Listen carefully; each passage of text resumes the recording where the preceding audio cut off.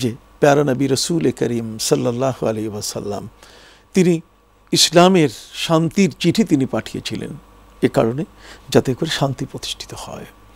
ওদিকে ফেরাউন মুসা আলাইহিস সালামের মতো একজন শান্ত নবীকে অশান্ত করে ফেলেছিল। 70,000 তার জাদুকর, 70,000 তার কমান্ডো বাহিনী যুদ্ধের জন্য প্রস্তুত। মুসা আলাইহিস সালাম তাদেরকে দেখেই তিনি অবাক হয়ে গেছিলেন যে এত সৈন্য দুই ভাইয়ে একটা লাঠি দিয়ে কি করে মোকাবেলা সম্ভব। তিনি ভয় পেয়ে গিয়েছিলেন। আমার আল্লাহ সাথে সাথে বলছেন, ইয়া মুসা লা তাখাফ ইন্নাকা আনতাল আলা।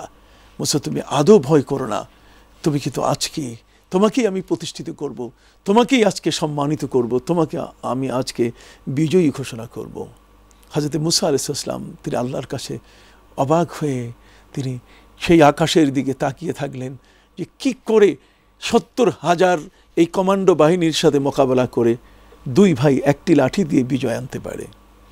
আমার আল্লাহ সুবহানাহু ওয়া তাআলা আদেশ জারি করলেন, ওয়ালকি মা বিয়ামিনিক, তোমার হাতে যে লাঠিটা আছে তুমি ফেলে দাও। হযরত নবী মুসা আলাইহিস সালাম লাঠি ফেলে দেওয়ার সাথে সাথে বিশাল অজগর সাপের আকৃতি ধারণ করলেন।